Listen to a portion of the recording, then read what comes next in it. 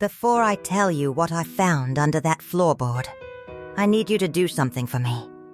Hit that like button right now, and if you are new here, subscribe, because you do not want to miss where this story goes. And I want to know, down in the comments, tell me, what town, what state, what country you are watching this from tonight. I read every single one. Now come sit with me, because this is the truth of my whole life, and I have never told it to anyone the way I am about to tell it to you. My name is Rachel. I am 63 years old, and I have lived my entire life, every single day of it that I can remember, in an Amish community in Lancaster County, Pennsylvania. I was raised without electricity in the house, without a telephone on the wall, without a mirror bigger than the one my mother kept above the wash basin. I learned to bake bread before I learned to read English properly, because at home we spoke Pennsylvania Dutch, and English was the language of school and of the world outside our fences. I married young, the way we do. I raised 8 children of my own, and I buried a husband 3 years ago, and I thought at 63 that there was nothing left in this life that could still surprise me. I was wrong. I was so wrong that even now, months later, my hands shake a little when I talk about it. This story starts with my father. His name was Eli Stoltzfus. He was a quiet man, tall, with a beard that turned white long before the rest of him did. And he had this way of looking at you like he was reading a letter written on your face. He was a dairy farmer his whole life, up before the sun, out in the barn before the birds even thought about singing. He did not talk much. That was just his way. Some men in our community are talkers, full of stories and jokes at the supper table. My father was not one of them. He said what needed saying, and no more. And for 60 years, I thought I understood exactly who he was. My father passed this past spring. He was 89 years old, and he went the way farmers like him hope to go. In his sleep, in his own bed, in the house he built with his own hands the year he married my mother. We buried him the way we bury our own, plain and simple. No headstone with his photograph, just a small marker in the cemetery behind the meeting house, the same as everyone else. My mother had passed 11 years before him, so it fell to me, as the oldest living daughter still in the area, to go through the house. My brothers were there too, of course, and my sisters came for parts of it. But it was me who spent the most time in that old farmhouse, sorting through 89 years of one man's life. It is strange work, going through your father's things after he is gone. You find his reading glasses folded on the nightstand like he just set them down for a minute. You find his boots by the door, still shaped like his feet. You find a comb with 3 of his white hairs still caught in the teeth, and you have to sit down on the edge of the bed for a minute before you can keep going. I want you to understand that context, because what I found next, I found in the middle of grief. In the middle of missing my father so much it felt like a physical weight sitting on my chest. It was a Tuesday afternoon, about 3 weeks after the funeral. I was alone in the house. My husband was gone by then. My children grown and married with farms and families of their own. So it was just me, on my knees in my father's bedroom, pulling up the edge of an old braided rug to sweep underneath it one last time, before my brother came to help me decide what to do with the furniture. And that is when I noticed the floorboard. It was not like the others. In an old farmhouse, floorboards settle. They creak. They shift a little with the seasons, and you learn every sound your own house makes. This board had a seam around it that the others did not have. It sat just slightly higher than its neighbors, like it had been lifted and set back down not quite right. Over and over, for years. I remember running my finger along that seam and feeling my heart start to beat a little faster, though I could not have told you why. Something in me, some old, quiet part of me, already knew this was not going to be nothing. I got a butter knife from the kitchen. I do not know why I did not just call one of my sons. Maybe some part of me wanted to be alone when I found whatever was under there. Maybe some part of me already suspected that whatever it was going to be mine to carry, not theirs. I worked the blade into the seam, and the board came up easier than I expected, like it had been lifted 1,000 times before by careful hands that knew exactly how to do it without splitting the wood.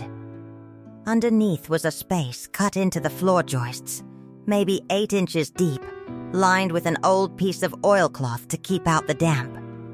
And sitting in that space was a metal box, the kind of small, strong box you might keep important papers in, painted black, with a little brass latch and a keyhole. Though there was no lock through the latch, it was just closed, not locked.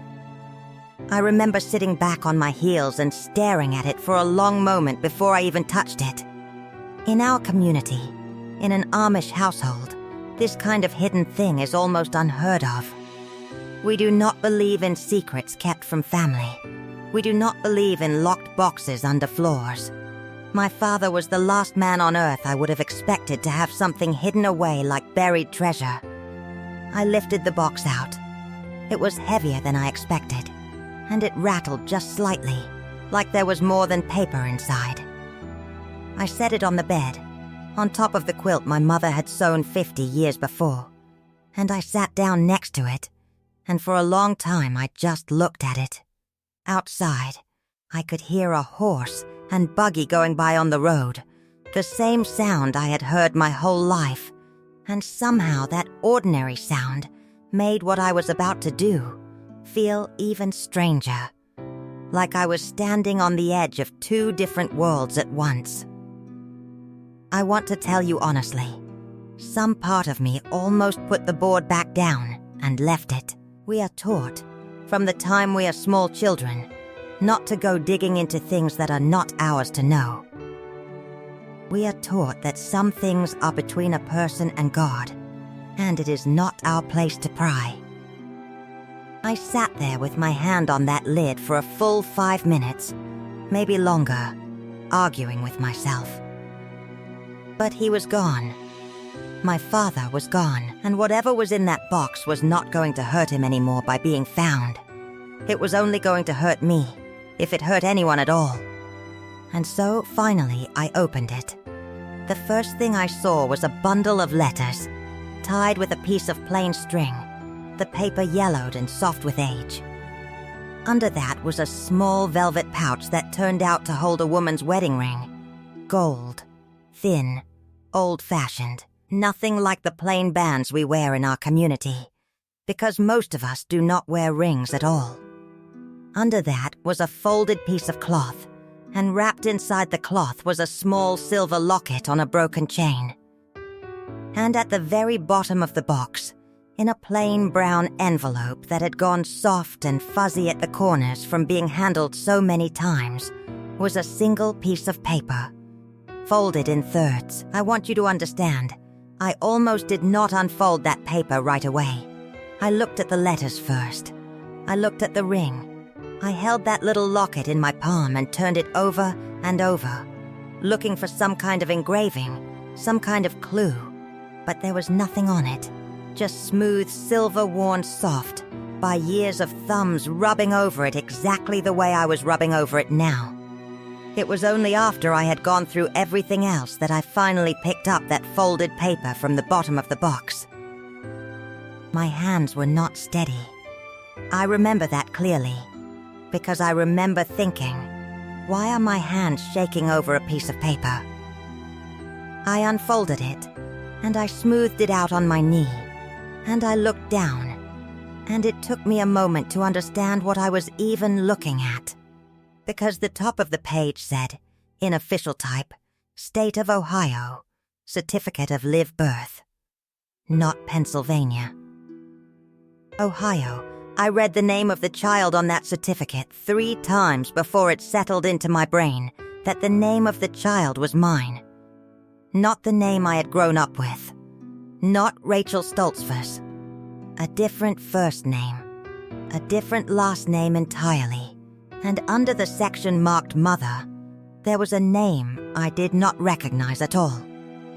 Not my mother's name. Not the woman who raised me. Not the woman whose quilt I was sitting on at that very moment. A stranger's name, written in careful, old-fashioned handwriting, on a certificate that said, unmistakably, that I was born to someone else.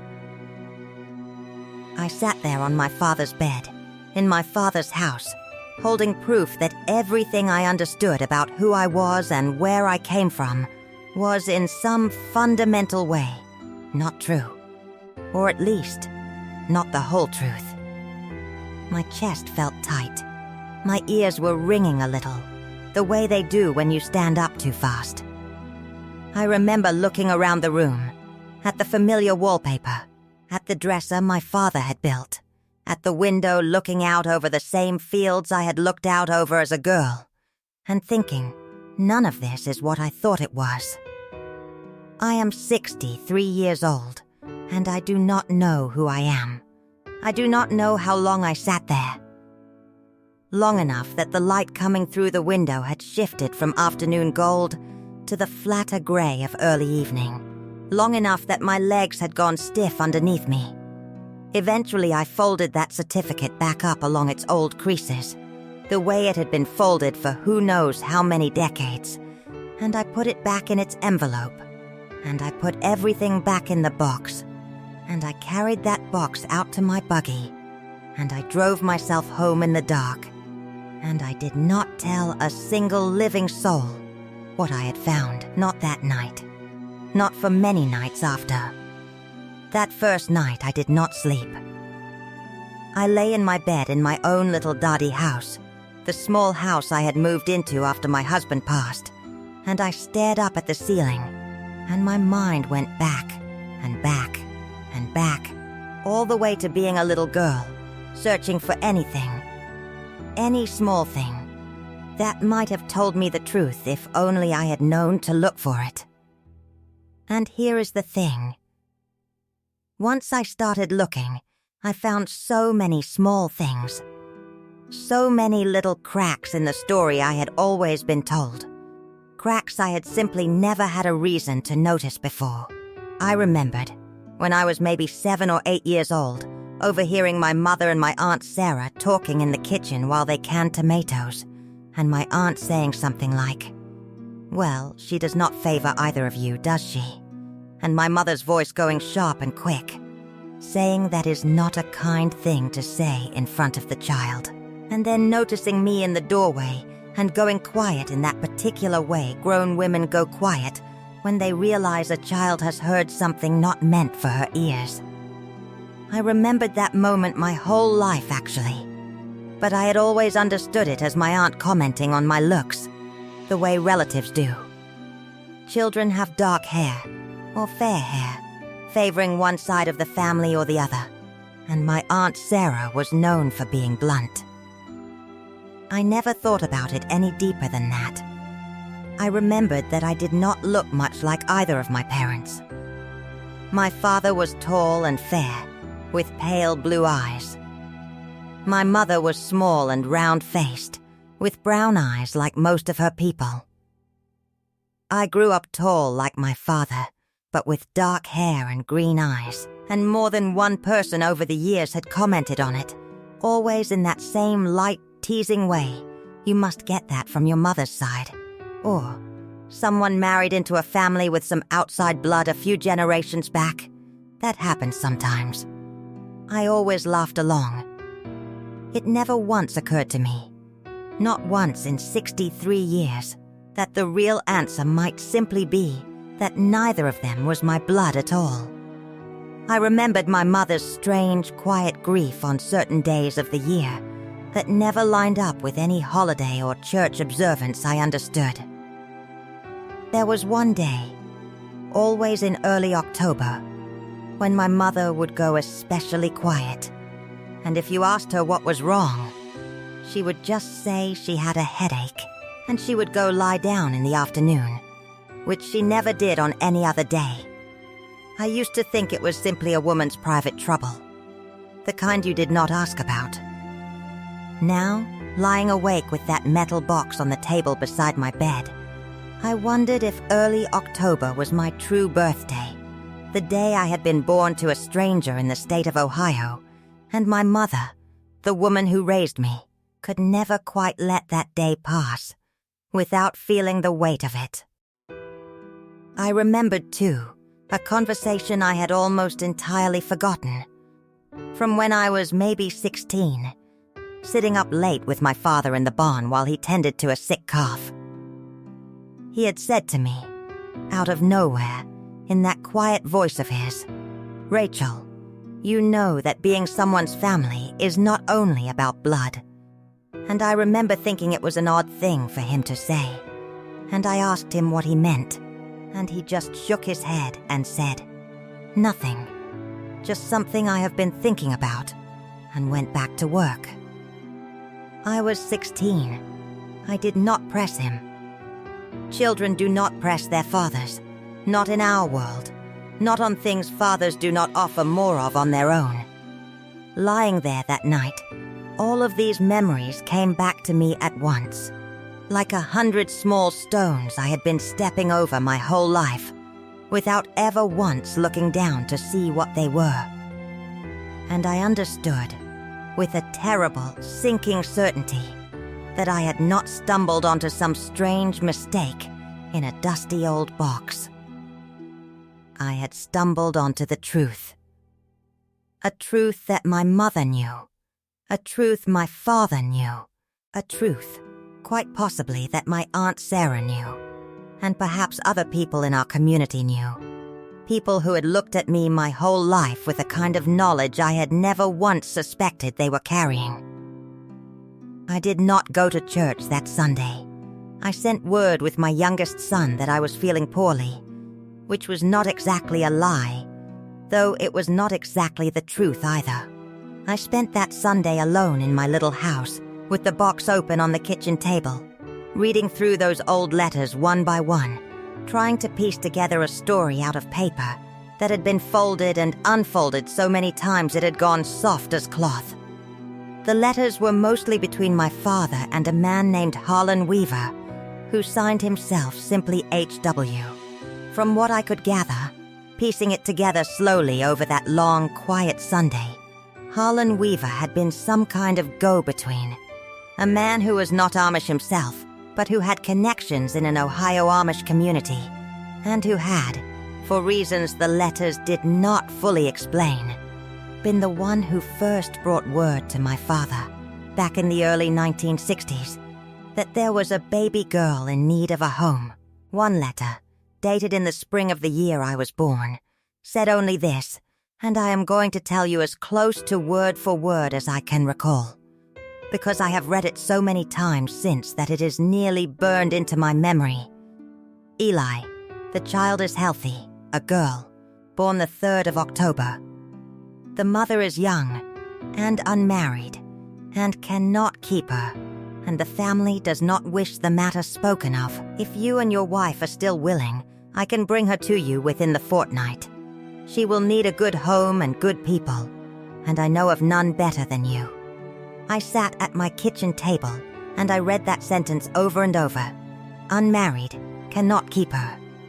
The family does not wish the matter spoken of.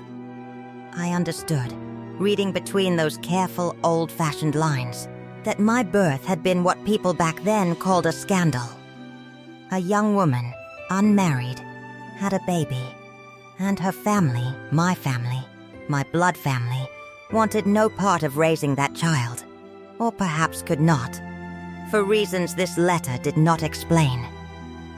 And so, I had been handed off, quietly, privately, outside of any court or agency that I could find record of, to a childless Amish couple in Pennsylvania who were willing and, from everything I could tell reading those letters, deeply grateful. Because that was the other thing those letters told me. My parents, the parents who raised me, Eli and the woman I always called Ma'am, had been trying for years to have a child of their own before I came along. There was a letter from my mother's sister, my Aunt Sarah actually, dated a year or two before my birth, saying how sorry she was to hear of another loss and encouraging my mother to keep trusting in God's plan. I had never once, in 63 years, heard so much as a whisper that my mother had suffered losses trying to have children before me. Not once. It was simply never spoken of. And now I understood why my mother might have gone quiet in early October every year of my childhood. Not because it was some strange private trouble. Because it was the anniversary of the day a stranger had handed her the daughter she had been praying for. For 3 days I told no one. I went about my chores, I fed my chickens, I helped my daughter-in-law with her canning, and the whole time, that box sat under my own bed now, and that secret sat in my chest like a stone I had swallowed and could not bring back up. But I am not a woman built for carrying things alone forever, and by the 4th day I knew I had to talk to someone, and the only someone I could think of who might actually know the truth and still be living was my Aunt Sarah. Aunt Sarah was my mother's younger sister, 81 years old at the time, sharp as a tack still, living with her son's family on a farm about 6 miles from mine. I hitched up my buggy on a Thursday morning and drove over, and I remember the whole ride there, feeling like my stomach was full of stones, wondering what I would even say, wondering if she would deny everything, wondering if I even had the right to ask. I found her shelling peas on the back porch, and I sat down beside her, and for a while I just helped her shell peas, and did not say anything at all. Because I did not know how to start. Finally, I set the empty pod in my lap down and I said, "Aunt Sarah, I found something in Dade's house." And I watched her hands go still over the bowl of peas, just still, like a held breath. And she did not ask me what I found. She did not say, "What do you mean?" or "Found what?" She just went very quiet, and after a long moment she said, "So you finally know." I do not think I will ever forget the sound of those 4 words. So you finally know. Not what did you find. Not are you sure. Finally, as though it had always been a matter of when, not if. I asked her to tell me everything, and at first she resisted. The way our people often resist speaking of hard things, saying it was not her place, that it was between me and God and perhaps my father, though my father was gone now and could not be asked anything at all. But I pressed her, gently the way you press an old woman you love, and eventually the whole story came pouring out of her, slow at first and then faster, like water finally finding a crack in a dam that had held a long time. She told me that my mother had lost 3 babies before me, 2 very early, and 1, a little boy, who lived only a few hours after he was born. She told me that after that 3rd loss, the doctor had told my mother that she likely would never carry a child to term again, and that my mother had grieved so deeply that for a time my father feared for her. And then, out of nowhere, this man, Harlan Weaver, had come to my father with word of a baby girl in Ohio, in need of a home, born to a young unmarried woman whose family wanted the matter kept quiet, and my father, without even discussing it fully with my mother first, according to my aunt, had said yes before the man had even finished explaining the situation. I asked her why. Why keep it secret? Why not simply tell me? When I was grown, when I was a woman with children of my own, surely old enough to understand and to love them just the same either way. And my Aunt Sarah looked at me for a long moment, and she said something I have thought about every single day since. She said, "Rachel, in those days, And even now, in some ways, a child that is not born to you but raised as your own. Some people did not see that as a full thing. Some people would have looked at you different. Your mother could not bear that. She wanted you to be hers, fully, without question, without anybody in this community ever looking at you sideways or treating you as less than her own flesh. She thought silence was love. I am not saying she was right. I am only telling you what was in her heart. I sat with that for a long while, on that porch, the peas going cold and forgotten in the bowl between us. I understood in a way, even as it broke something open in my chest. My mother had not hidden the truth from me out of cruelty. She had hidden it, in her own understanding, out of a fierce, protective love, wanting so badly for me to belong to her completely, wanting so badly to never have anyone look at me and see anything other than her own beloved daughter, that she had buried the truth so deep she took it with her to her grave. And my father, quiet man that he was, had honored that silence for her, right up until, and this was the part that undid me the most, right up until he could not quite let it disappear completely. He had kept that box. He had kept those letters, that ring, that locket, that birth certificate, hidden but not destroyed, tucked under a floorboard for over 60 years, as though some part of him always knew that one day his daughter deserved the chance to find her own truth, even if he could never bring himself to hand it to her directly while he was alive. I asked my aunt if she knew anything more, who my birth mother was, whether she was still living, what had become of her. And here my aunt's face changed, and she told me that she did know a little, because my father had confided in her once, many years ago after my mother had passed, in a rare, unguarded moment of grief himself. She said that the young woman who had given birth to me had been from an Amish community in Holmes County, Ohio, and that the pregnancy had been the result of a relationship the family strongly disapproved of, and that the young woman had been sent away to have the baby quietly, and had, as far as my father understood, later married someone else within her own community and gone on to have other children, and that she had never once, to my father's knowledge, tried to find out what became of the daughter she had given up. That last part sat heavy in me. Never once tried to find out. I did not know, sitting on that porch, whether to feel grief over that, or anger, or a strange kind of understanding, because I know now, and I did not fully understand then, just how differently people carry these things, and how silence, in our world especially, is so often mistaken for peace, when really it is only ever a kind of frozen grief.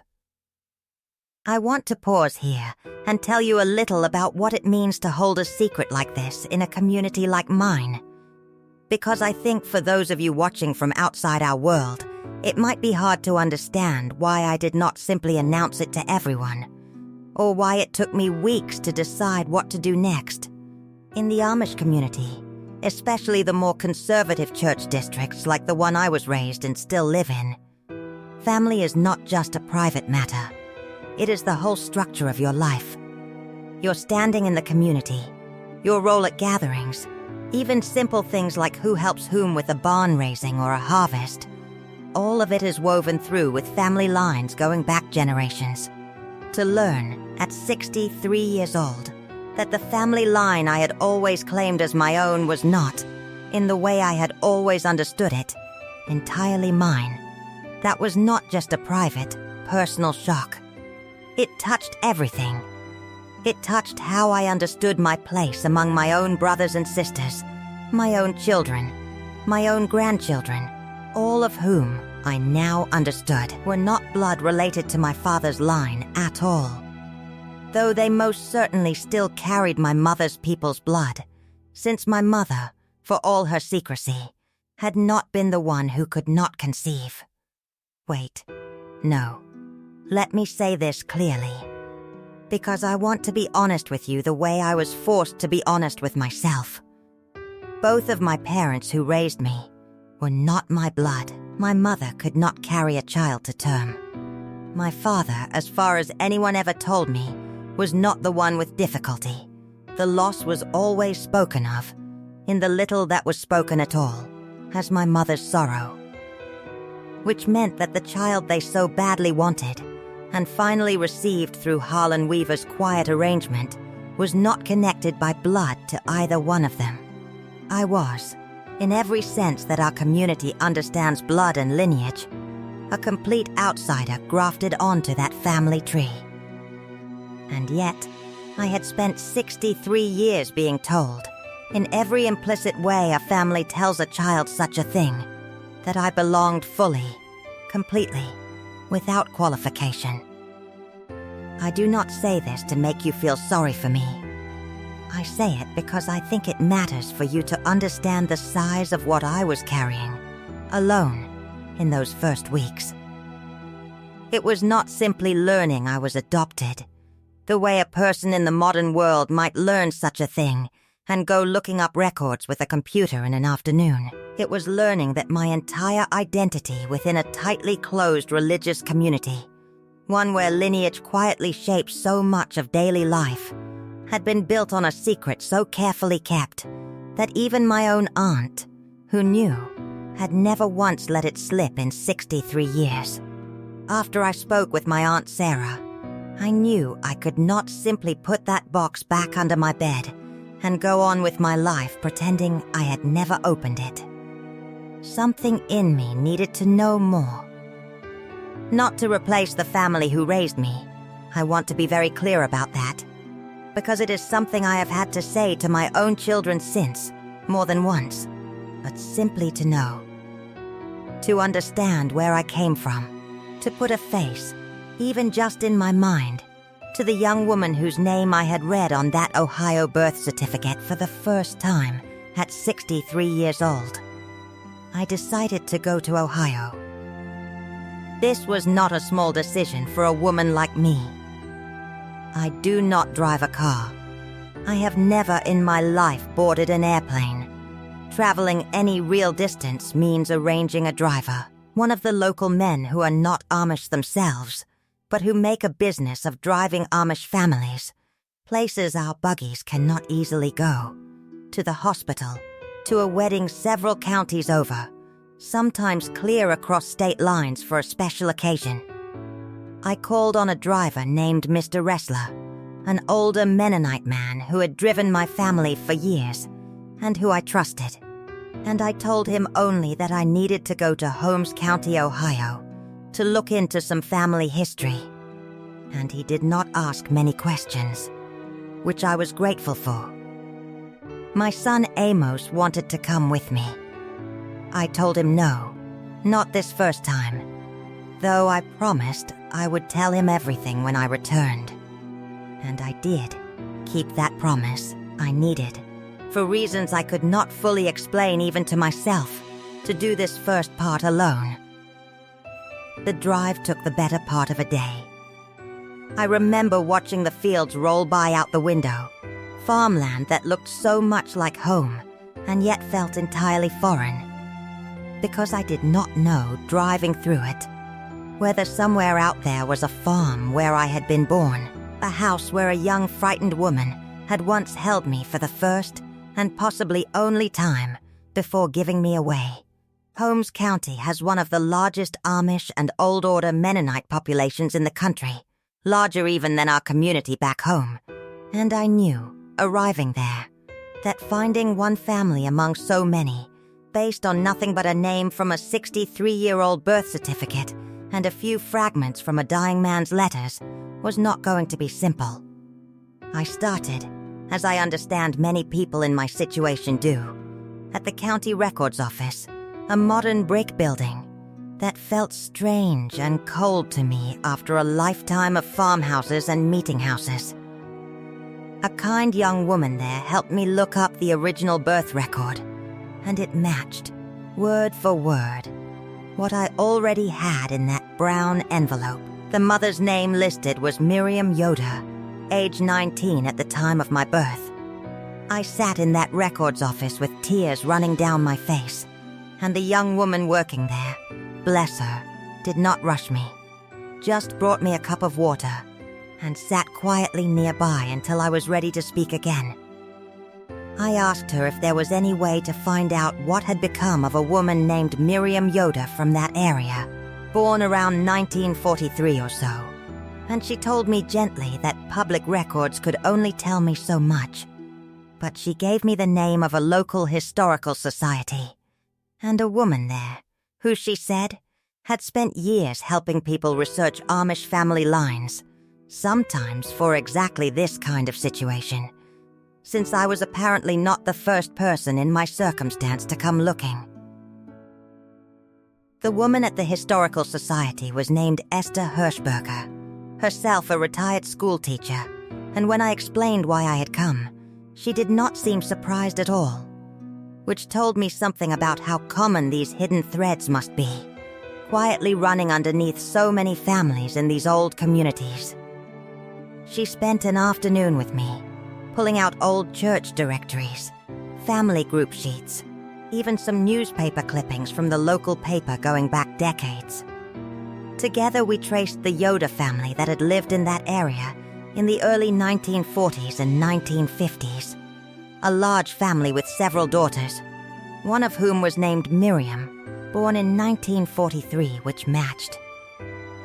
Esther told me something that afternoon that I have turned over in my mind many times since. She said that in those years, and honestly even later, it was not uncommon for a young unmarried woman in a very conservative community who became pregnant to be sent away quietly to relatives in another state, have the baby, and come home some months later with the matter never spoken of again.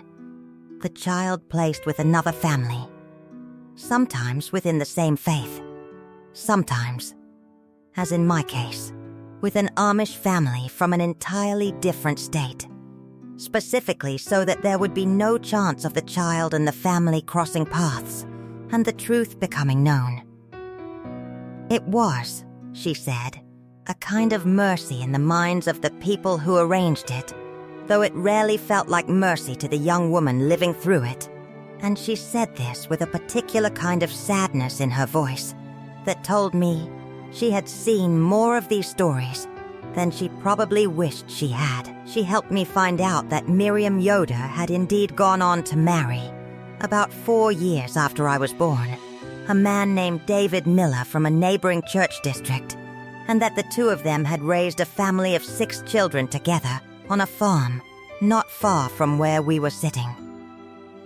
And then Esther grew quiet, and she took my hand across the table, which surprised me, because she was not a woman I had ever met before that day, and she said, "Rachel, I want you to be prepared, because Miriam passed away 11 years ago.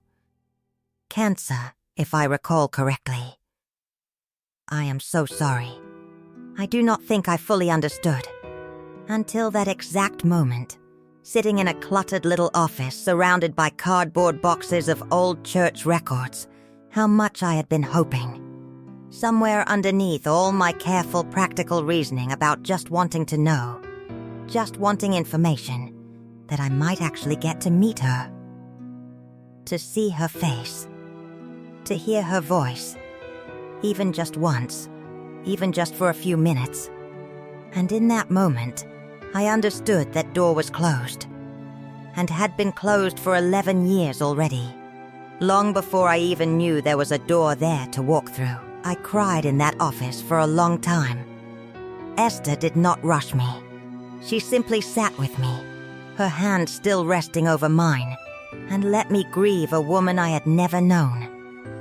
A woman whose name I had only learned that very afternoon, and yet whose loss I felt as sharply, in that moment, as if I had known her my whole life.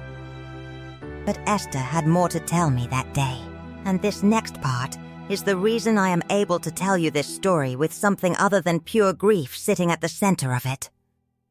She told me that Miriam's 6 children, my half-brothers and sisters, though I did not yet fully let myself think of them that way, were, as far as she knew, still living in the area, most of them still farming, still part of the same faith their mother had returned to after I was born. She told me that she did not know whether any of them were aware that their mother had, as a young woman, given up a daughter before she married their father. That was not something Esther could tell me, and she was honest about that limit, which I respected. I sat with that information for 2 full days before I decided what to do with it. I stayed at a small guest house Mr. Ressler found for me, and I walked the country roads of Holmes County in the mornings, past farms that looked so much like the ones back home. And I thought hard about whether I even had the right to walk into the lives of 6 strangers, people who had grown up their whole lives believing they knew the complete shape of their mother's story, and tell them that there was a 7th sibling out there they had never known existed.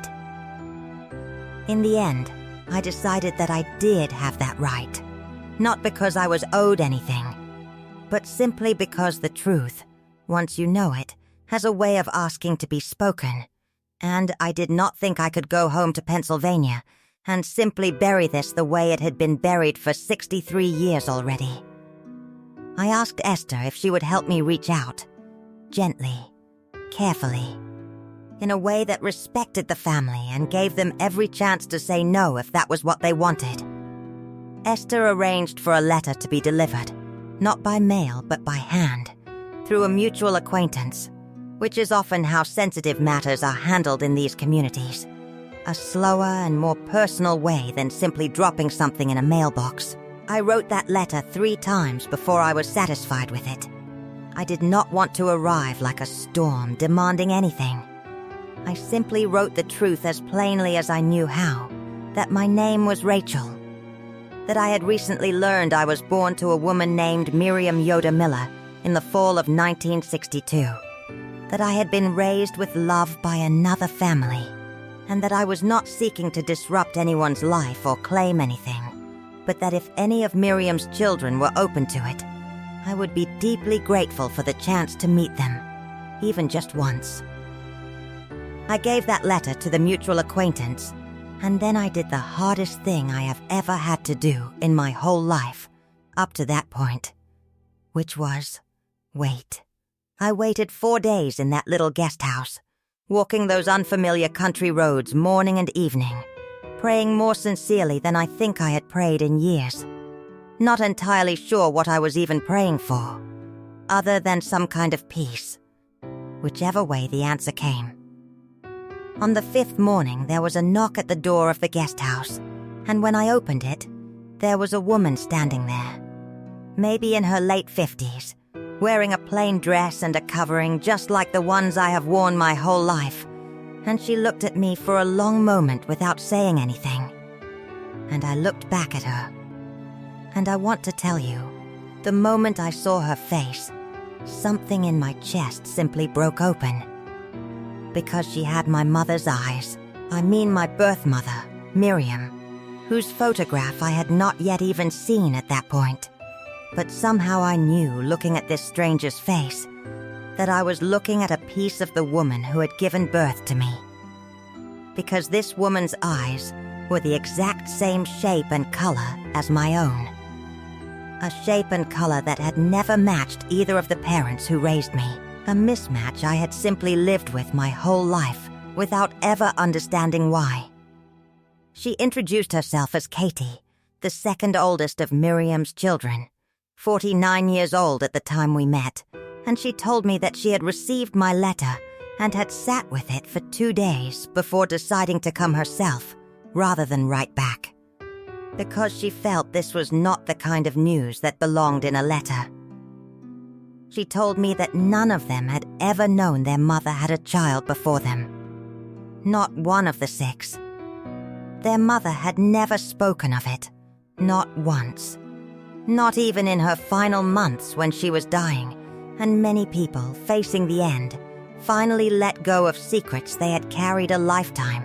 Katie told me that finding out, through my letter, that their mother had carried this secret her entire life had been its own kind of grief for the family, separate from, but tangled up with the grief of losing her 11 years before. She said some of her siblings had reacted with disbelief at first. One brother in particular had been angry, not at me.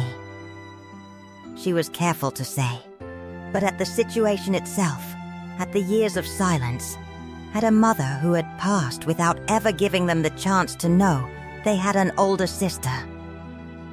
But she said that anger had softened over the days since my letter arrived into something more like sorrow. And underneath the sorrow, in at least some of them, a real curiosity, a real wanting to know. We sat together in that guest house for nearly 3 hours that first morning.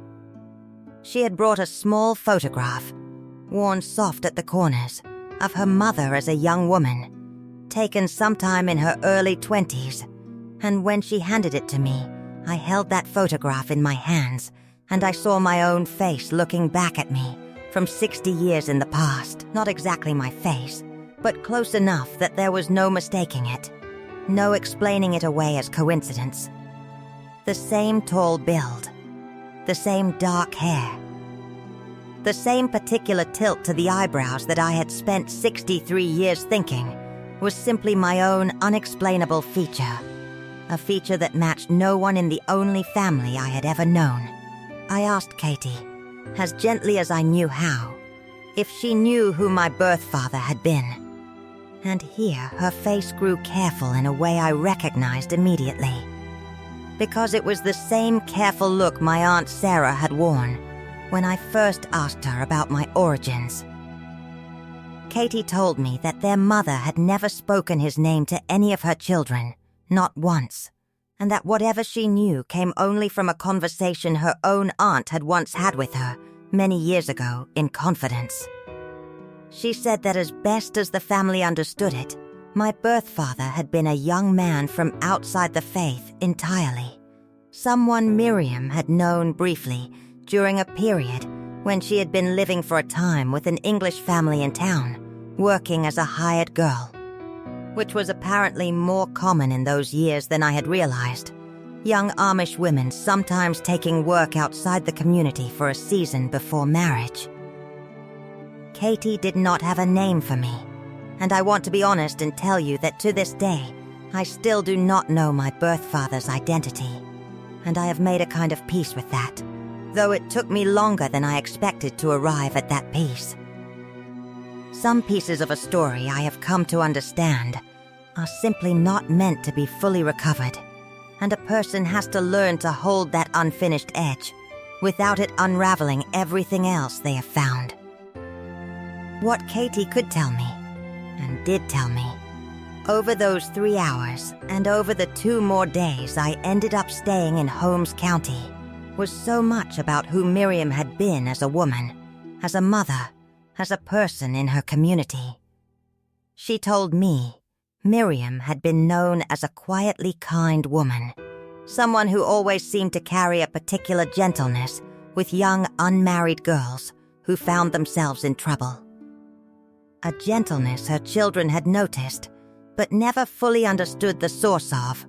Until now, she told me Miriam had loved to quilt, had made nearly every quilt in every one of her children's homes, and that she had a particular fondness for a pattern called the Broken Star, which she made over and over throughout her life, more than any other pattern, and Katie said, almost as an aside, that she had always wondered why her mother favored that one pattern so deeply. And now, knowing what she knew, she wondered if there was some private meaning in it that her mother had never spoken aloud. I met, over the following 2 days, 4 of Miriam's 6 children. 2 of the sons were unable or unwilling to come at that time. One lived several states away and could not get free on such short notice. And the other, the one Katie had mentioned as reacting with the most anger, was not yet ready. And I understood that, and I told Katie to tell him there was no pressure, no timeline, that I would be here, in whatever way I could be, whenever or if ever he was ready. But the 2 sisters and 2 of the brothers who did come, they welcomed me with a warmth that undid me more than I expected. There were tears.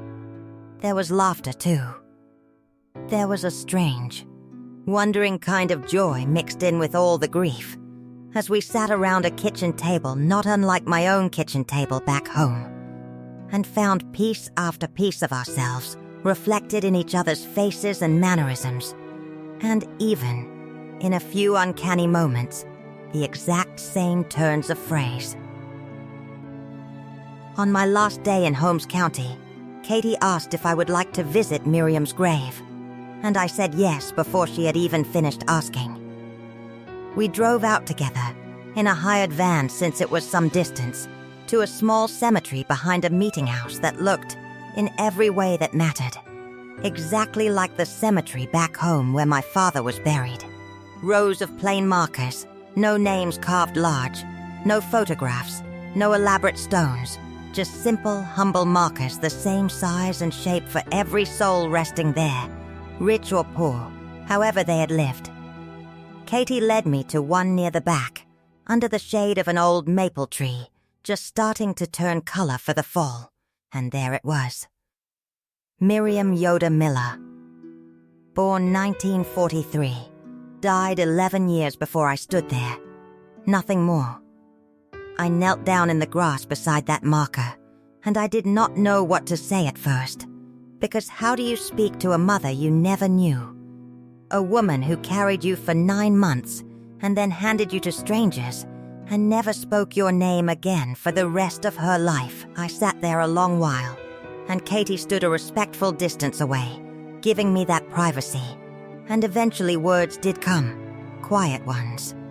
Not really meant for anyone but the 2 of us, mother and daughter, meeting for the only time we ever would. 63 years and 11 years too late all at once. I told her I forgave her, though I want to be honest with you and say that forgiveness had not been a simple single moment for me. It had been building, piece by piece, ever since my Aunt Sarah first told me what she knew. Ever since Esther explained how common and how painful these quiet arrangements had been for so many young women in that era. I understood, by the time I knelt at that grave, that Miriam had likely not had much choice in what happened to me. 19 years old, unmarried, in a community and a time where such a thing brought deep shame, not just to the young woman, but to her entire family. She had very likely been given no real say in the matter at all. Her family had made the decision, arranged the details through people like Harlan Weaver, and sent her home afterward with instructions, spoken or unspoken, to never mention it again. I do not know if she grieved me privately, every single year, the way my own mother grieved silently in early October. I like to believe she did.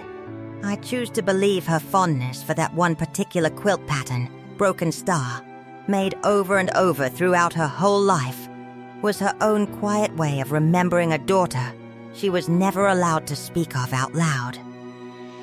Before I left Ohio, Katie gave me one of her mother's quilts, a small one, a baby quilt actually, made in that same Broken Star pattern. One Miriam had apparently made decades ago and never given to any specific grandchild, simply kept folded in a cedar chest her whole life. Katie said when she found it while going through her mother's things after she passed, she had always wondered why her mother kept an unclaimed baby quilt so carefully preserved, never gifted to any of the many grandchildren who had been born over the years. Now, she said, handing it to me with tears in her eyes, I think I finally understand who it was always meant for. I held that quilt the whole ride home to Pennsylvania, 3 days later, after finally saying my goodbyes to Katie and her siblings. Promising to write, promising to visit again. Promising, this time truthfully, and with every intention of keeping it, that this would not be the only time our paths crossed. I sat in the back of Mr. Ressler's van with that small quilt in my lap, watching Ohio farmland give way slowly to Pennsylvania farmland, and I thought about how strange it was that a person could live 63 years thinking they knew the whole shape of their own life, and then, in the space of a few short weeks, discover that the shape was so much larger, so much more complicated, and so much richer than they had ever imagined. When I finally arrived home, I knew I could not keep this to myself any longer. Not from my own children, who deserved to hear this from me directly, rather than through whispers that inevitably travel through a small community once a secret like this starts to loosen at the edges. I gathered my 8 children together on a Sunday afternoon, all of them grown, all of them with families of their own, some driving in from neighboring farms, one coming from 2 hours away by hired van, and I sat them down in my little house and I told them everything. From the floorboard to the box to Ohio to Katie to the grave under the maple tree. I want to tell you honestly, their reactions were not all the same, and I think that is worth sharing, because I do not want to give you the impression that everything simply resolved into easy peace the moment I returned home with a quilt in my lap. My oldest daughter, Miriam, and yes, I want you to sit with that for a moment, because I had named my own oldest daughter Miriam decades before I ever knew that was also the name of the woman who gave birth to me. Which felt, when I finally made that connection out loud to my children that Sunday afternoon, like something too strange and too tender to be simple coincidence. My oldest daughter Miriam cried for a long while, and then hugged me tightly, and said only that she was glad I had found peace. My second son, Amos, the one who had wanted to come with me to Ohio in the first place, was quiet for a long time, and then he asked, carefully, whether this meant he needed to think of himself differently now, whether the grandfather he had loved his whole life was somehow less his grandfather now, that we knew Eli was not bloodkin to me at all. And I told him what I have come to believe with my whole heart in the months since all of this began, that the family who raises you, who loves you, who shapes you day after day with patience and sacrifice and quiet devotion, is every bit as real and every bit as much your family as any line of blood could ever make you. Eli was my father in every single way that matters. That truth did not shrink one bit the day I found that box. If anything, it grew larger, because I understood, more fully than I ever had before, exactly how much he had chosen me, again and again, every single day of my life, when he did not have to.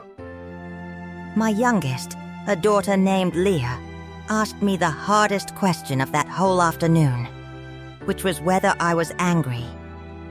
Angry at my parents for keeping this from me for 63 years. Angry at a community that considered such a hidden birth a matter of shame rather than simply a matter of life.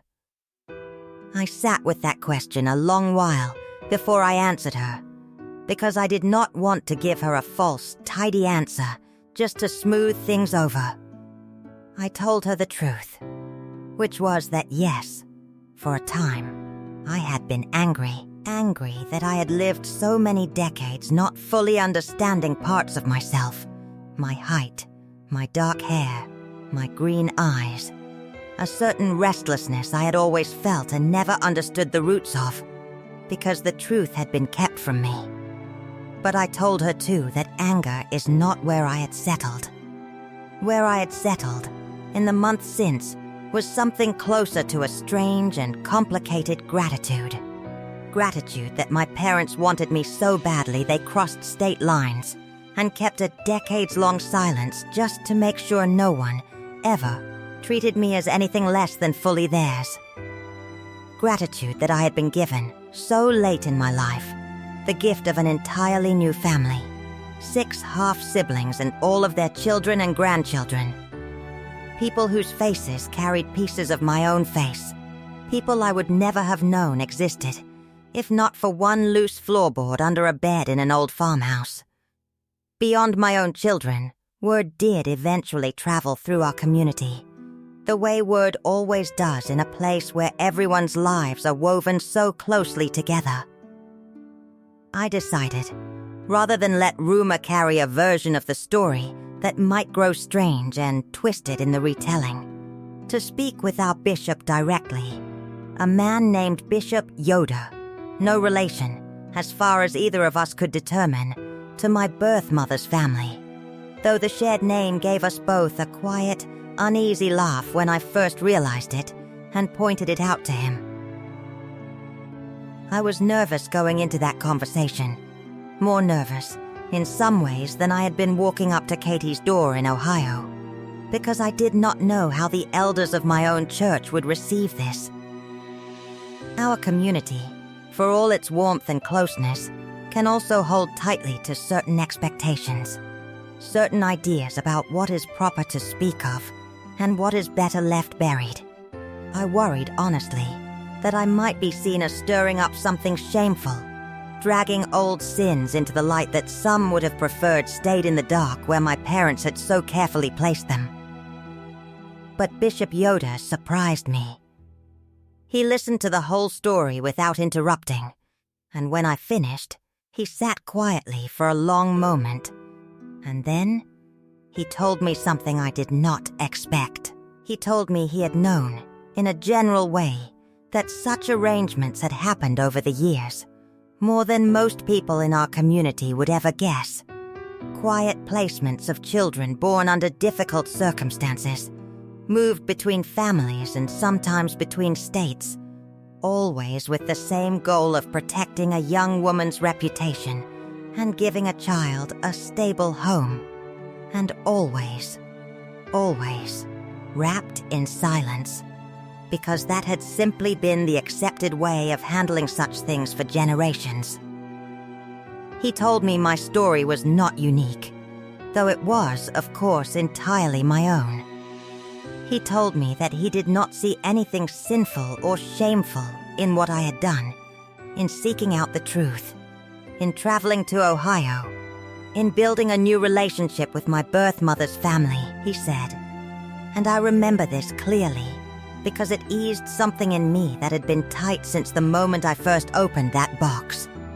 That truth honestly sought and honestly received is never something to be ashamed of, even when the path to it winds through old secrets. Not everyone in the wider community reacted with quite that much grace. I will be honest with you. There were a few older members who I could tell, from certain looks and certain careful silences at gatherings in the weeks that followed, were uncomfortable with how openly I had chosen to speak of it, who perhaps felt I should have simply kept my discovery to myself, the way my parents had kept their secret for 63 years. But far more people, I found, responded with a kind of quiet compassion, several of them confiding in me, in low voices after church or over quilting frames, that they too had long suspected something was different about my origins, that they had noticed over the decades the ways I did not quite resemble either of my parents, but had never felt it was their place to say anything. Which, again, is very much the way of our world. Noticing much, saying little, trusting that whatever needs to come to light eventually will, in its own proper time. In the months since that first visit to Ohio, my relationship with Katie and her siblings has continued to grow in ways I could never have predicted sitting alone in that little guest house, praying and waiting to hear whether anyone would even respond to my letter at all. Katie and I write to each other nearly every week now, long letters full of small everyday details, her grandchildren's antics, my own garden's harvest, memories of Miriam that surface unexpectedly in Katie's letters, and that I read over and over, trying to build, piece by piece, a fuller picture of the woman whose blood runs in my veins, though I never had the chance to know her voice or her touch, or the particular way she might have laughed. I have been back to Holmes County twice more since that first trip, and both times, more of Miriam's children have come to meet me, including, finally, on my second visit, the brother who had reacted with anger when he first learned of my existence. His name is Daniel, and I want to tell you about that meeting, because I think it might be the part of this whole story that has taught me the most. Daniel did not come easily into that reunion. He sat across the table from me for a long while at first, arms crossed, saying very little, and I understood, watching him, that his anger had never really been about me at all. It was about his mother, about a lifetime of believing he knew the full shape of her story, only to learn, after she was gone, and could no longer explain herself, that there had been an entire chapter she had never once shared with any of them. He was not angry that I existed. He was grieving, in his own way, the mother he thought he had fully known, and mourning the conversations they would now never get to have, the questions he would now never get to ask her directly. I told him, as gently as I knew how, that I understood that grief better than perhaps anyone else at that table, because I too had spent 63 years believing I fully knew my own parents, only to learn after my father passed and could no longer explain himself either, that there had been an entire chapter of my own life I had never known existed. We sat with that shared grief for a while, the two of us, half-brother and half-sister, both mourning parents who had loved us fiercely and also in their own ways kept parts of themselves hidden from us out of what they believed, rightly or wrongly, was love and protection. By the end of that afternoon, Daniel's arms had uncrossed, and before I left, he hugged me, briefly but genuinely, and told me he was glad, in the end, that I had written that first letter, even if it had taken him some time to get to a place where he could say so.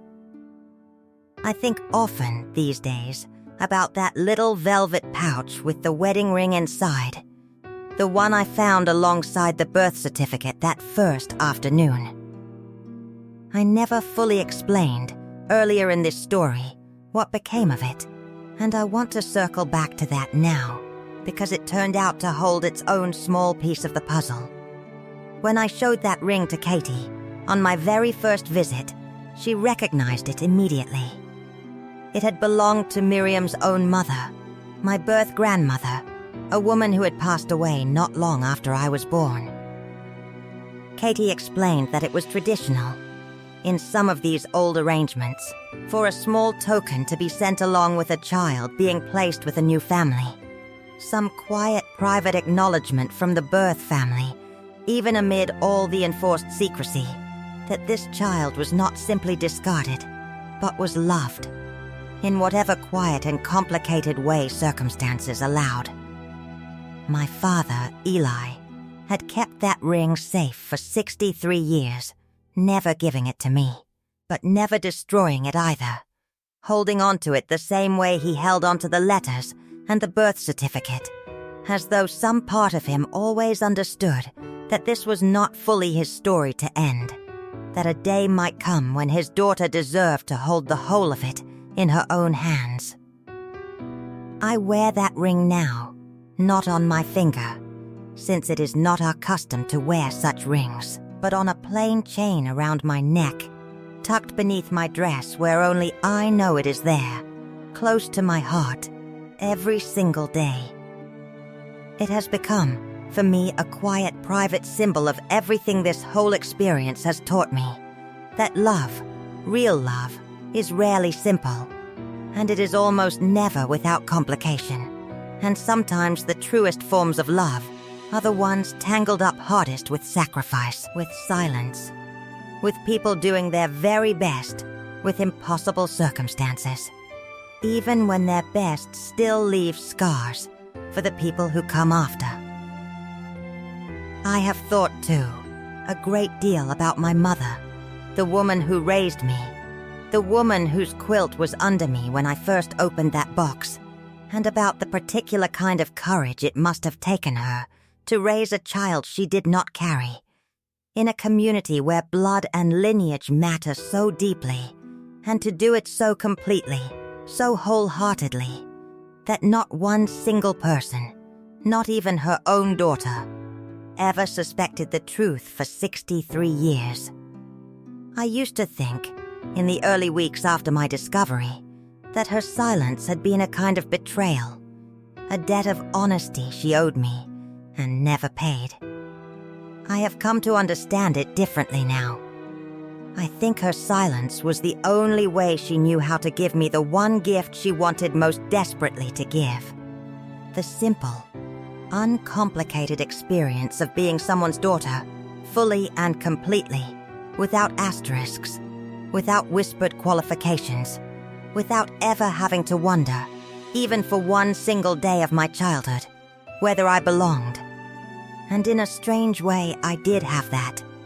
Every day of my childhood, I believed myself fully theirs, and that belief shaped me into the woman I became, steady, rooted, secure in my place in this world, in ways that might have looked very different if I had grown up always half aware of being other, being different, being placed rather than born.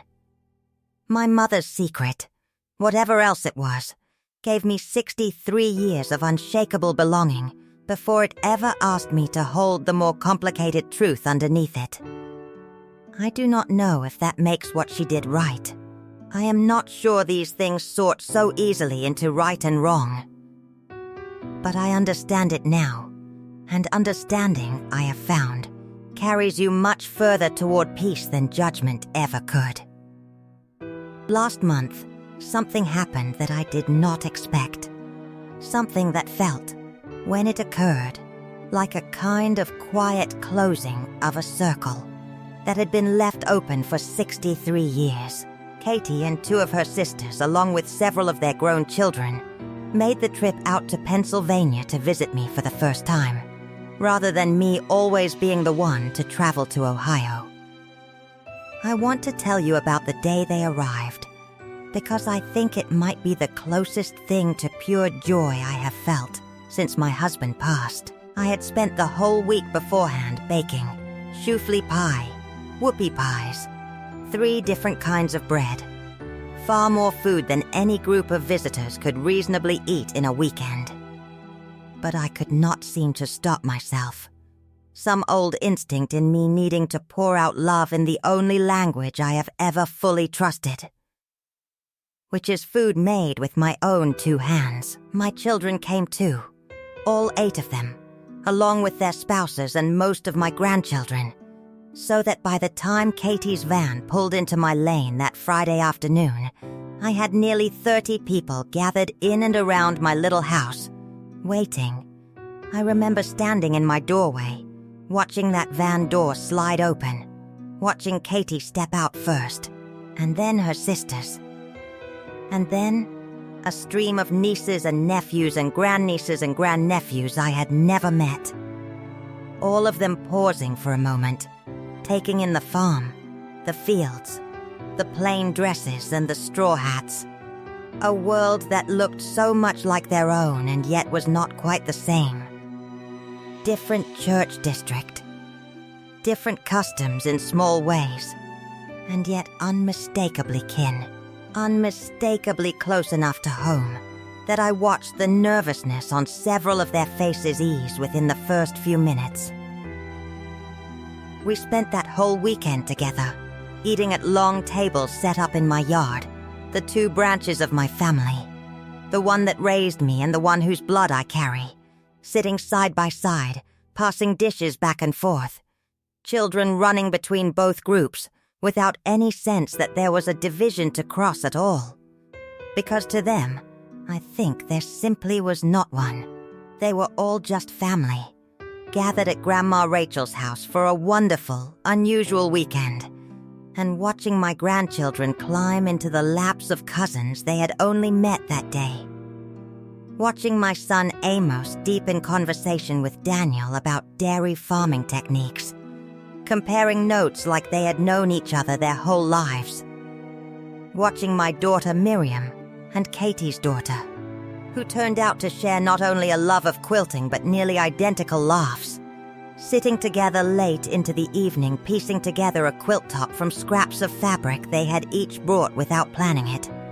Watching all of that, I understood something I do not think I could have understood any other way. That love does not divide itself when it grows. It only multiplies. Finding this new family did not take one single thing away from the family that raised me. It simply added a whole new room onto a house that I had thought, until that year, was already complete, and it turns out that house had room to grow all along. More room than I ever imagined, enough room for everyone, blood and chosen alike, to sit at the same table and call each other family without a moment's hesitation. On the Sunday morning before they left, Katie and I walked out together to the small family cemetery behind our meeting house, and we stood together at my father Eli's grave and my mother's grave beside his. And Katie, without my asking, without any prompting at all, knelt down and said a quiet prayer of thanks for these two people she had never met.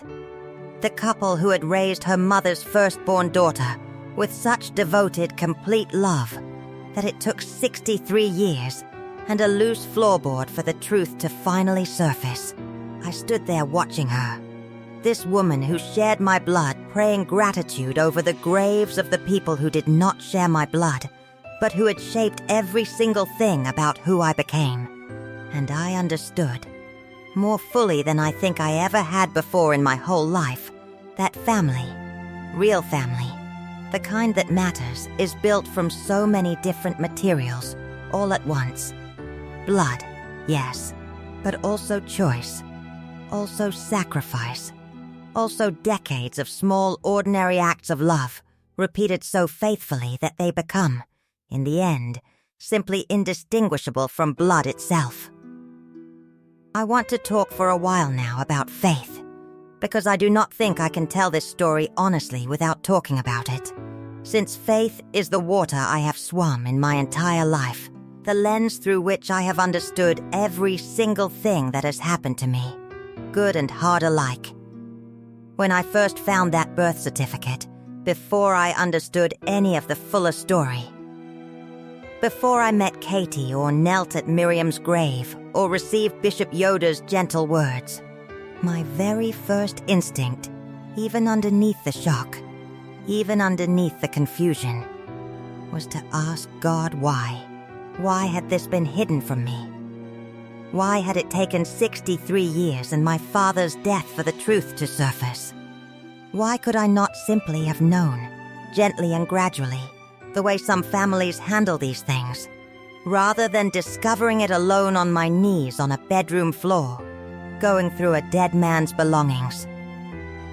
I do not think I have a full answer to that why, even now, many months later. But I have come to believe something that has settled into me slowly, the way truth often does, not all at once, but in layers, each one making a little more sense than the last. I believe that God does not waste even the hardest, most complicated parts of our stories. I believe that the 63 years I spent not knowing were not wasted years, were not years built on a lie so much as years built on a different kind of truth. The truth of who loved me, who fed me, who taught me to pray and to bake bread and to raise my own children, regardless of whose blood ran in whose veins. And I believe that the timing of this discovery, painful as it was, coming so soon after burying my father, was its own strange mercy, because it meant I got to grieve him fully as my father first, before I ever had to hold the complicated knowledge of what he had chosen not to tell me. I got 63 years of simply being his daughter before I ever had to reckon with anything more complicated than that, and I do not think that timing was an accident. I have talked with several other women in our broader community, in the months since my story became known, women who came to me quietly, one at a time, after church or at quilting frames, to share that they too carried some version of this same secret, either about themselves or about someone in their own family. Someone placed quietly with relatives or with strangers under similar circumstances decades ago, never spoken of since. I have been surprised, honestly, by how many of these stories exist, hidden in plain sight, under floorboards and in old trunks, and in the careful, guarded silences of people who lived through a different era with different, harder expectations for young women who found themselves in trouble. If you are watching this and you have your own version of this story, whether you are Amish or English or from any other background entirely, whether you found a birth certificate under a floorboard like I did, or a letter in a filing cabinet, or simply grew up with a nagging sense that something in your family's story did not quite add up, I want to say something to you directly, from one person who has lived through this particular kind of upheaval to another. The truth, even when it is hard, even when it rearranges everything you thought you understood about your own life, is not something to fear the way I feared it in those first few days, sitting alone with that box, afraid to even unfold that last piece of paper. The truth, I have found, does not take away what was real. It only adds to it. Every kindness my mother showed me as a child was still real, still true, still fully hers to give, and fully mine to receive, even though I did not carry her blood. Every lesson my father taught me in that barn, every quiet word of wisdom, every ordinary act of provision and protection across 63 years, was still real, still true, still exactly as much a father's love as if I had been born to him directly. I want to speak, too, to anyone watching who might be sitting on a secret of their own, a hidden truth about someone in their family that you have never found the courage to share.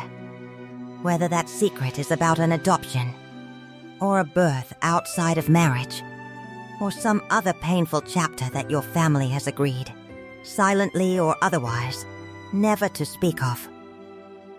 I understand now in a way I did not fully understand before this happened to me, how heavy that kind of silence can become over the years, how it can start as protection and slowly calcify into something closer to a burden, carried alone year after year, decade after decade. The way my mother carried hers. The way my father carried the contents of that box. Unable to destroy the truth, but also unable, until his very last breath, to hand it to me directly. I do not think I have the standing to tell anyone exactly what to do with their own secrets, because every family's circumstances are different, and every secret carries its own particular risks, and its own particular reasons for having been kept in the first place. But I will say this: if there is a way to share a hard truth gently, while there is still time, while the people who hold pieces of the story are still living and able to answer questions and offer context, and simply be present for the hard conversation that truth requires, I believe that is almost always a kinder path than leaving that truth to be discovered alone, by accident, under a floorboard, after you are already gone and can no longer explain yourself, no longer offer comfort, no longer say, "I am sorry," or "I loved you every single day regardless," or any of the things I know now, in my heart, that both of my parents would have wanted to say to me, had they only found the courage while there was still time. That is, I think, the hardest and most honest lesson this whole experience has taught me. Not that my parents were wrong to want to protect me from shame, from being treated as less than fully theirs by a community that, in that era especially, might well have treated a known outsider child differently. I understand their reasoning. I have even come, slowly, to forgive the particular pain their silence caused me, The disorientation of learning at 63 that I did not fully know my own origins. But I do wish with my whole heart that they had found a way to tell me while they were still here to tell it alongside me, to hold my hand through the shock of it, to answer my questions themselves, rather than leaving me to piece together their answers secondhand, through old letters and through my Aunt Sarah's careful memory and through a kind stranger named Esther in a records office in Ohio. If you take nothing else away from this story, I hope you take that. Truth shared in love, even when it is hard, even when it risks discomfort or disruption or difficult questions, is almost always a kinder gift, in the long run, than truth withheld out of fear, no matter how much that withholding might feel, in the moment, like the safer, gentler choice. Let me tell you about something small that happened on my second visit to Ohio, because I think it captures better than almost anything else the strange, tender texture of what it feels like to step into a family you never knew was yours. Katie took me, that second visit, to see the actual farmhouse where Miriam had lived as a young woman.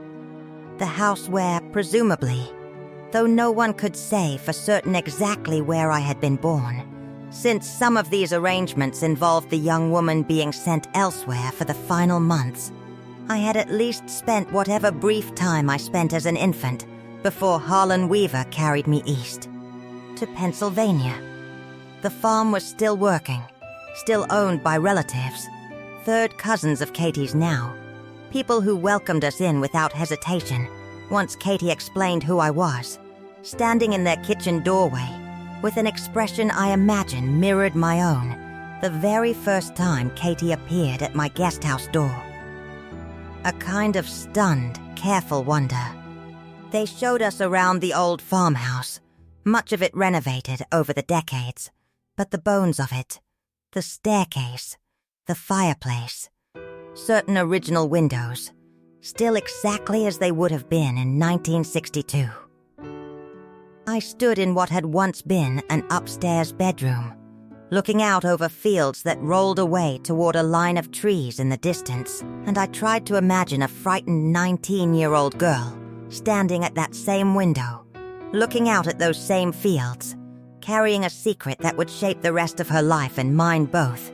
And I felt something in my chest that I can only describe as a kind of ache, that was not entirely sad and not entirely sweet, but some complicated mixture of both at once. The particular ache of standing very close to a piece of your own beginning that you can feel but never fully touch.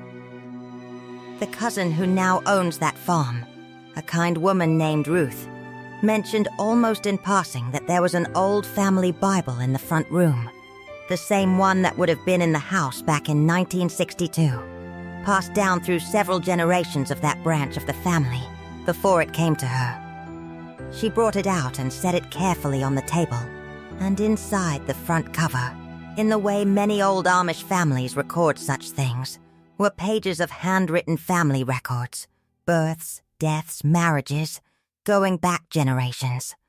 And there, in ink faded to a soft brown, in a hand I now recognized from the letters in my father's box as belonging to Harlan Weaver himself, was a single line I had not expected to find anywhere at all. A girl child born to M.Y., 3rd of October, placed in a good home. No name, no location. Just that one careful, discreet line, tucked among generations of more ordinary family records, the only trace, in that entire house, of the fact that I had ever existed at all. I sat with that Bible open on my lap for a long time. Katie sat beside me, her hand on my shoulder, and neither of us said very much, because I do not think there were words quite big enough for that particular moment. Finding myself recorded, however briefly, however anonymously, in the family history of people I had only just met. Proof that even in the depths of all that careful secrecy, someone had thought it mattered enough to write down that I had been born at all, that I had been placed somewhere good, that I was not simply erased from the record the way I might have feared, in my darkest early moments after finding that box, that I had been. I think, too, about how differently I see my own children now, having lived through all of this. I have always loved them fiercely, of course the way any mother does, but there is a particular tenderness I carry now, watching them, that I did not fully have before. I find myself thinking about how much of what makes a family has nothing at all to do with blood, and everything to do with the thousands of small, ordinary moments stacked one on top of another, across years and years. The early mornings spent teaching a child to milk a cow. The patient hours spent helping with schoolwork at the kitchen table. The quiet presence at a hospital bedside. The shared grief at a funeral. The shared joy at a wedding. My mother gave me all of that, every single day, for the entirety of my childhood, without once letting on that any of it was, in the strictest sense, optional for her. Something she had chosen rather than something biology had simply handed her. And I understand now, more than I ever did before, that choosing love every single day, for years and years, without any biological obligation compelling you to do so, might actually be one of the purest forms of love there is. I have also thought a great deal about Miriam, my birth mother, and about the particular kind of grief she must have carried silently for over 60 years. A grief none of her other 6 children ever suspected, hidden behind that one favored quilt pattern, behind whatever private tears she might have shed on the 3rd of October each year. A day none of us, until Katie and I compared notes, had ever realized both of our families marked with a kind of unexplained quiet. Hers presumably in private grief, mine in my own mother's mysterious headaches. 2 women, thousands of miles apart in every way that matters, even though our farms were really not that many hours apart by van, both carrying the weight of the same hidden day, neither one ever speaking of it to anyone, for 60 years, until a loose floorboard finally let some of that old grief breathe.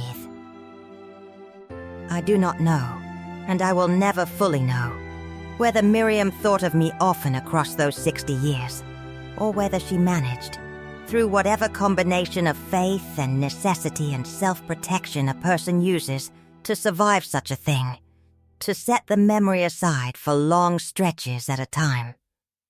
Katie tells me she believes her mother thought of me constantly, in ways large and small, and points to that quilt pattern, to that unclaimed baby quilt kept folded in a cedar chest for decades, as her evidence. I choose to believe Katie. I think, at this point in my life, choosing to believe the version of the story that allows for the most love, rather than the version that assumes the least, has become something close to a spiritual practice for me. A way of honoring both the mother who raised me and the mother who could not, without demanding of either one of them a kind of perfection that no human being, however loving, however well-intentioned, has ever actually managed to achieve.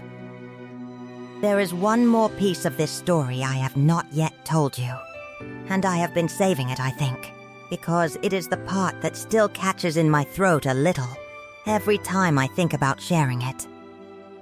About 2 months after that first trip to Ohio, I was going through my father's box one more time, more slowly this time, no longer in shock, simply trying to understand every last piece of what he had left me. And I found something I had missed the very first time. Tucked into the fold of one of the letters, a small slip of paper I had apparently overlooked entirely in my rush and grief and confusion that very first afternoon. It was a short note, in my father's own handwriting, dated only a few years before he passed, long after my mother had already died. It was not addressed to me by name, but reading it, I understood immediately that it was meant for me, written. I believe in the quiet hope that I might one day find it, even if he never found the courage to hand it to me directly himself. I am not going to try to recite it word for word, because I do not have it memorized in the way I have memorized that first letter from Harlan Weaver. But I can tell you the heart of what it said.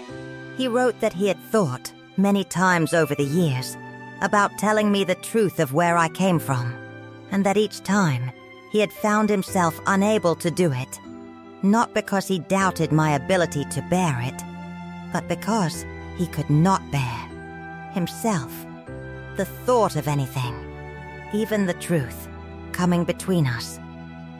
He wrote that he hoped, if I ever found this box, I would understand that keeping this from me had never once been about hiding a shameful thing. It had been, in his own words, about protecting the most precious thing he had ever been given, which was simply being my father, without qualification, for as long as God allowed it. He wrote, too, that he hoped I would seek out the truth of my birth family one day, if I ever found this box, and that he hoped, wherever they were, whoever they had become, that I would find in them a welcome, and that I would understand that finding them would never, in his eyes, diminish one single thing about the family that had raised me. He wrote that love, real love, does not work like a pie, where a bigger piece for one person means a smaller piece for someone else. He wrote that love multiplies, that there would always be enough, that I need never choose between the two halves of my story, only learn, in time, to hold them both. I sat on my kitchen floor and cried for a very long time after reading that note, because in it, I finally heard my father's voice again, quiet as always, careful as always, but finally saying the thing he had never quite managed to say aloud while he was living. He had known I would find that box eventually. He had trusted me to be strong enough to hold the truth. He had simply never found the courage, in 89 years of an otherwise steady and faithful life, to say it to my face while he still had the chance. And I understand that now, not as a failure on his part, though I confess there are still days I wish with my whole heart that he had found that courage sooner. I understand it, instead, as simply human, the particular universal difficulty of speaking hard truths to the people we love most, out of fear, however misguided, of losing something precious in the telling. I keep that note now folded inside my Bible, tucked against the pages of the Psalms, where I read it often, especially on hard days, especially on the 3rd of October each year, which has become, in the time since all of this happened, a day I mark deliberately now, rather than letting it pass in the kind of unexplained quiet my mother always kept it in.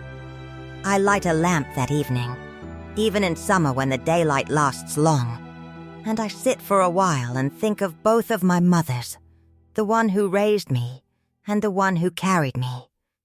And I say a quiet prayer of thanks for both of them, for all the ways, seen and unseen, that they shaped the woman I became.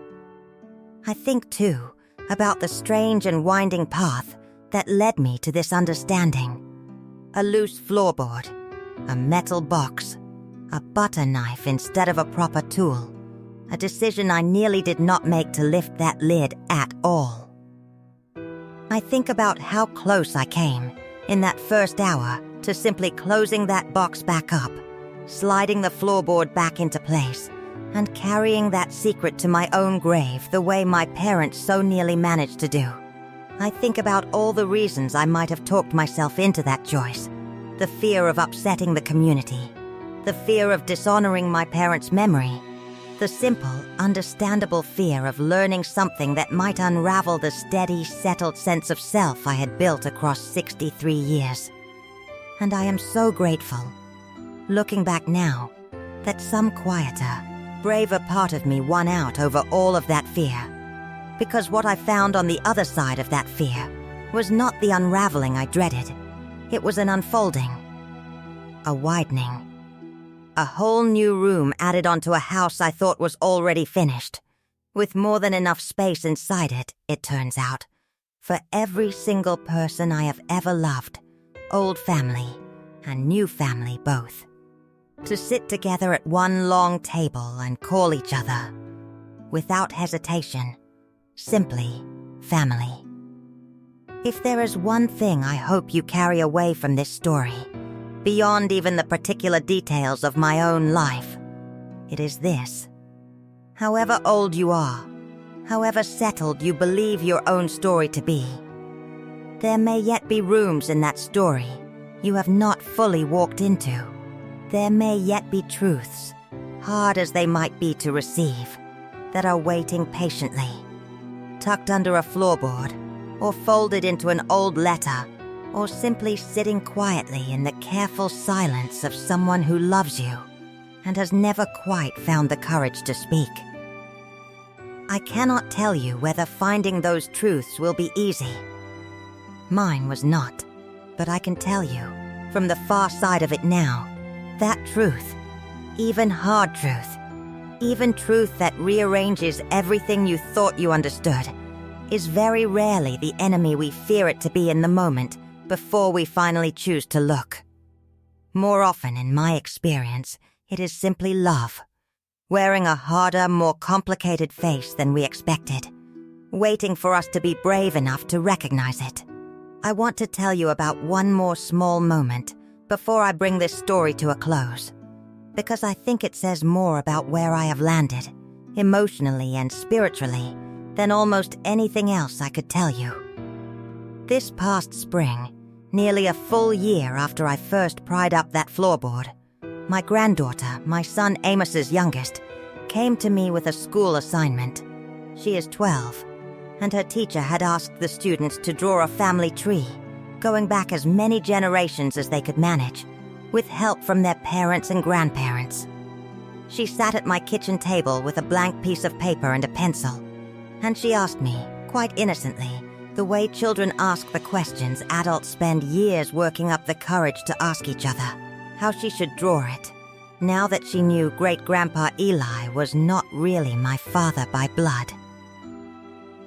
I sat with her for a long while, and together we worked out a family tree unlike any she would find in any of her classmates' school books. We drew Eli and his wife on one branch, with a note beside their names explaining, in the simple language a 12-year-old could understand and be proud of, rather than confused by, that they had chosen me, had raised me, had loved me completely, even though I was not born to them. And then we drew another branch, reaching back to Miriam and to whatever fragments we knew of my birth father, a branch my granddaughter had never known existed until that very afternoon. And where those two branches met, at my own name right in the middle of the page, my granddaughter, without any prompting from me at all, drew a small heart, and she looked up at me and said, "This is the part where both families come together to make you, Grandma. That is the best part of the whole tree." I have thought about that moment more than almost anything else in the past year. A 12-year-old girl, looking at a family tree more complicated than most she would ever encounter, seeing not confusion, not scandal, not shame, but simply a heart, a point of convergence, the place where two separate stories of love met and became one whole person. I think, if I am honest, that is the clearest, simplest way anyone has ever helped me understand my own story. Not a scandal to be buried under a floorboard. Not a secret to be carried alone for 63 years. Simply a heart, drawn in pencil by a child who saw, more clearly than any of the adults around her ever quite managed to, that this was never really a story about hidden shame at all. It was always, from the very first letter Harlan Weaver wrote to my father back in 1962, a story about how far people will go, how much silence they will carry, how many years they will hold their breath, simply because they love a child enough to want to give her a whole, unbroken sense of belonging, whatever the cost to themselves. I carry both of my mothers with me now, every single day.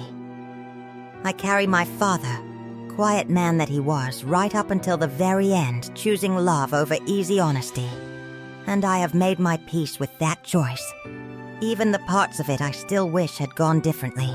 I carry Katie and Daniel and the rest of Miriam's children, my newfound brothers and sisters, in my heart alongside the brothers and sisters I grew up beside my whole life.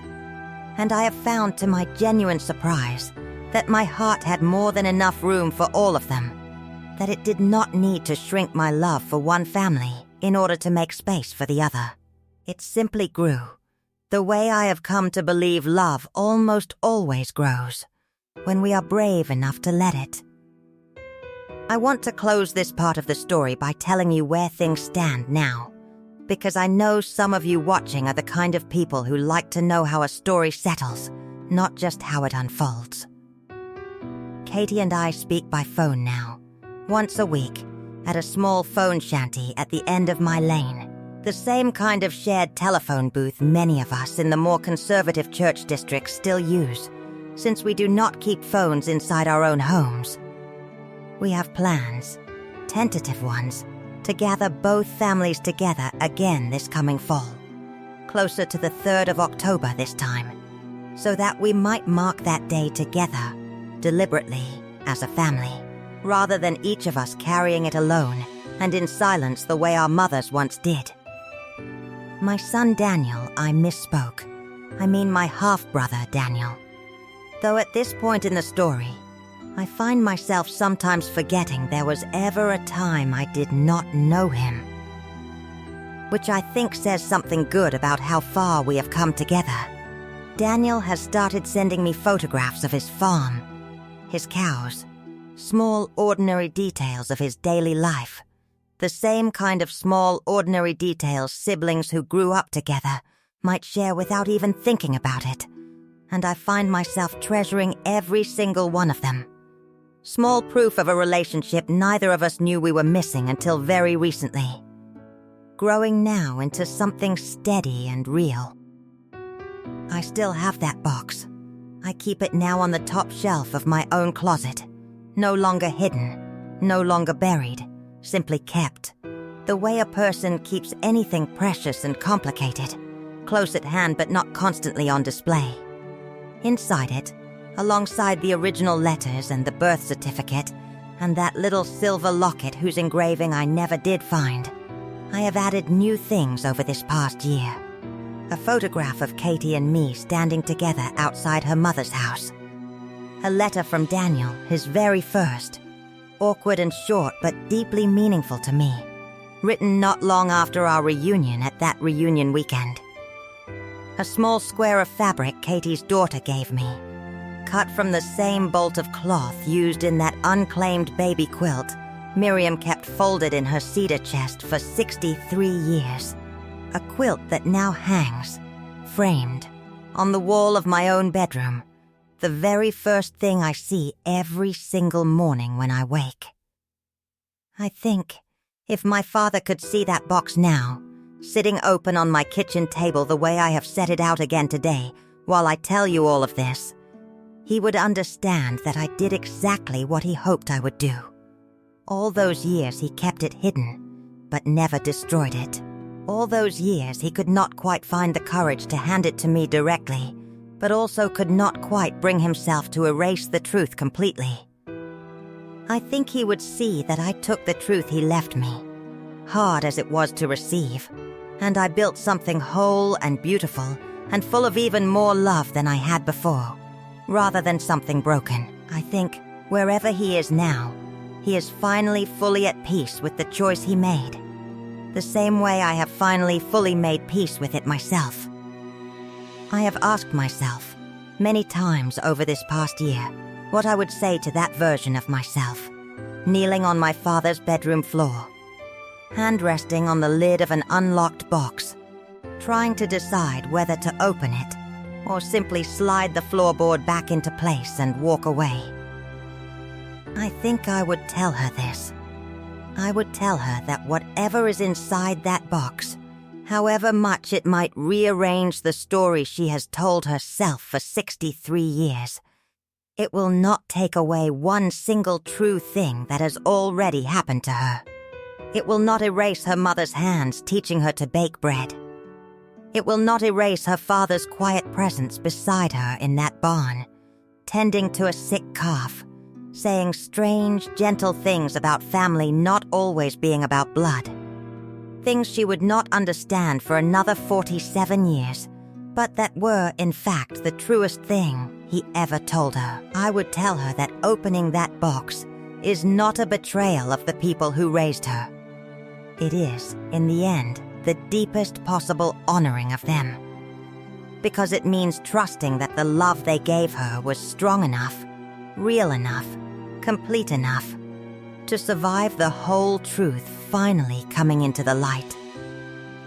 I would tell her, too, that the family waiting on the other side of that discovery, 6 half-siblings she does not yet know exist, a mother she will only ever meet at a graveside under a maple tree, a whole tangled, complicated, beautiful new branch of her own story, is not a threat to everything she already has. It is simply more love than she thought her life had room for, more family than she thought a person could reasonably hold, more proof, if she needed it, that she was wanted, deeply and completely, not just once but twice over, by 2 different families in 2 different ways, across 2 different states and 2 different decades, both of them choosing, in their own imperfect and human ways, to give her the very best they knew how to give.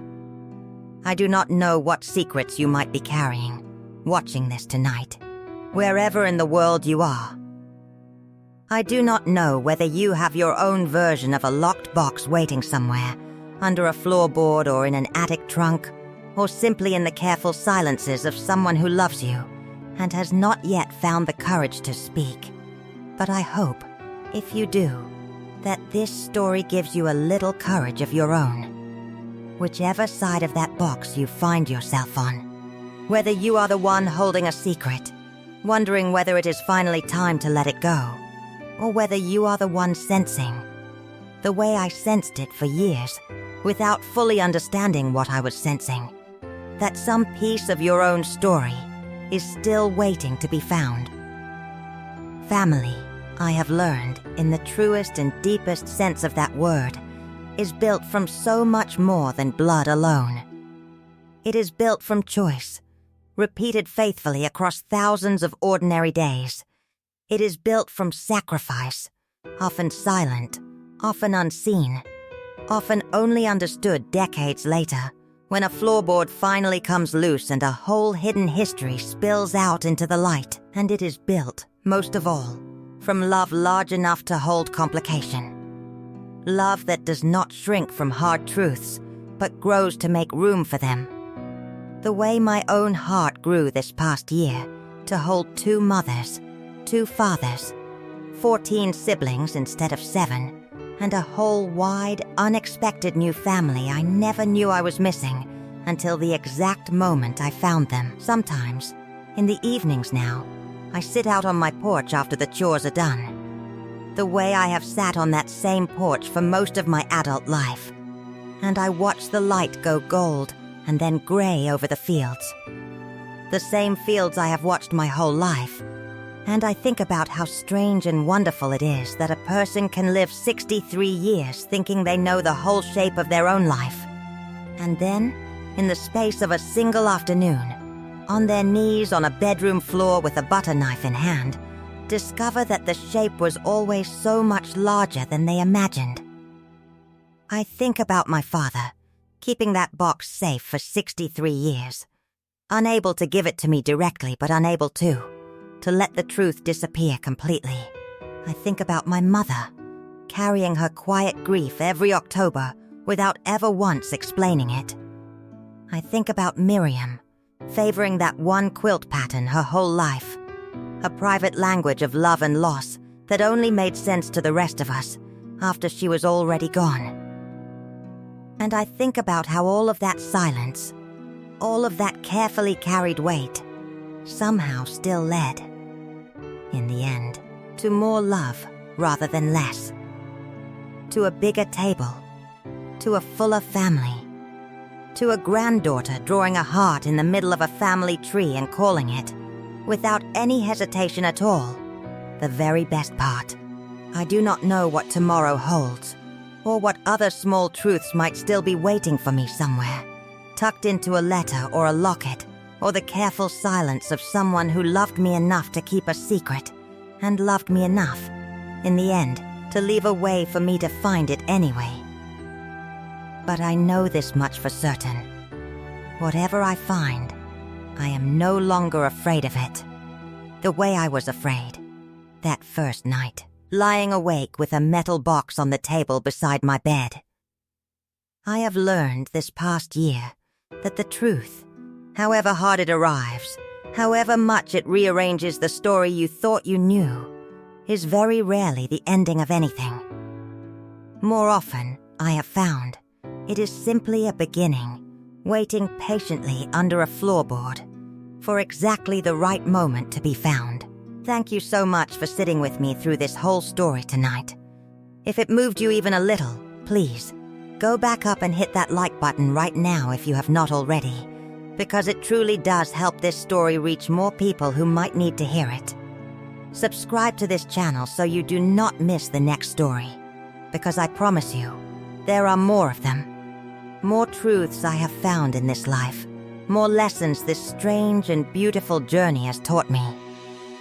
And please, before you go, leave me a comment down below and tell me where in the world you are watching this from tonight.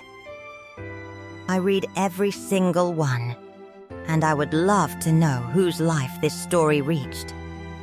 And from how far away. Until next time, may you find whatever truth you are searching for, and may you find on the other side of it exactly as much love as I found on the other side of mine. Take care of each other, and I will see you in the next story. Before I truly close, let me leave you with just a little more, because I realize now I have not yet told you what became of that little silver locket, the one I found wrapped in cloth at the very bottom of the box, the one whose engraving I searched for so carefully that first afternoon and never found. Katie helped me solve that small mystery on my third visit to Ohio, when she brought along an old photograph album that had belonged to her grandmother, Miriam's own mother. Tucked into the back pages, we found a small, faded photograph of a young woman, clearly Miriam, no older than 19 or 20, wearing that very locket around her neck. Katie explained that lockets like that one were sometimes given to young women in that community when they came of age. A small, private, sentimental object, not strictly part of our plain traditions, but tolerated as a quiet exception. A keepsake from a mother to a daughter. Miriam must have sent it along with me, all those years ago, tucked into that box. A piece of herself she could not keep, but also could not bear to leave out of the story entirely. I wear that locket now on ordinary days, empty inside, no photograph tucked into it, because I never had a photograph of Miriam as a young mother to place there. But last month, Katie sent me a small copy of that very photograph, the one of Miriam at 19, wearing that same locket, and I have finally placed it inside, so that in some small, quiet way, Miriam now wears her own image again, 63 years later, resting gently against my own heart every single day. It feels, more than almost anything else in this whole long story, like the truest kind of homecoming I could ever have hoped to find. Thank you, again, from the bottom of my heart, for listening to my story all the way through tonight. Do not forget to like this video, subscribe to this channel so you never miss what comes next, and leave a comment telling me where you are watching from. I truly do read every one, and I am so grateful you spent this time with me. Until we meet again in the next story, take care of yourselves and take care of each other. I think, in the end, if there is a single thread running through everything I have shared with you tonight, it is simply this: that the people who raise us and the people who bring us into this world are not always the same people, and that both kinds of love, when given fully and faithfully, deserve to be honored rather than weighed against each other. My father built me a childhood out of quiet devotion and 89 years of steady presence. My birth mother built me a beginning out of sacrifice I will never fully understand, made in circumstances far harder than any of us who came after her ever had to face. I carry them both now, every single day, in the ring around my neck, in the locket resting against my heart, in the framed quilt on my bedroom wall, and in the wide, growing table where two families that never should have met, by any ordinary measure, now sit together and call each other simply family. That, I have come to believe, is the whole of what this story was always meant to teach me, and I hope, in some small way, it has given you something to carry with you too. And so, as the lamp burns low tonight, and I fold this story closed the way I folded that old birth certificate back along its worn creases so many months ago, I want to leave you with one last thought. Every family has its floorboards. Every family has some quiet corner where a harder truth waits, patiently, for someone brave enough to kneel down and lift it up. I cannot promise you that what you find beneath your own floorboards will be easy. Mine was not. But I can promise you, from where I sit now, with two families instead of one and a heart so much fuller than I ever imagined it could become, that the truth, once you are finally ready to hold it, has a way of turning even the hardest secrets into something close to grace. Thank you for walking through this whole story with me tonight. Please like this video, subscribe for the next one, and tell me in the comments where in the world you are watching from. I will see you again very soon. Rest well tonight, wherever you are watching from, and remember that it is never too late in life, whether you are 23 or 63, or any age in between, to find out the fuller truth of who you are, and to discover, as I did, that the discovery only ever makes the whole story richer, never smaller. Blessings to you and your own family, whatever shape it takes, blood, or chosen, or both at once. And thank you again for spending this quiet evening with me. Good night, and thank you truly for being here with me tonight.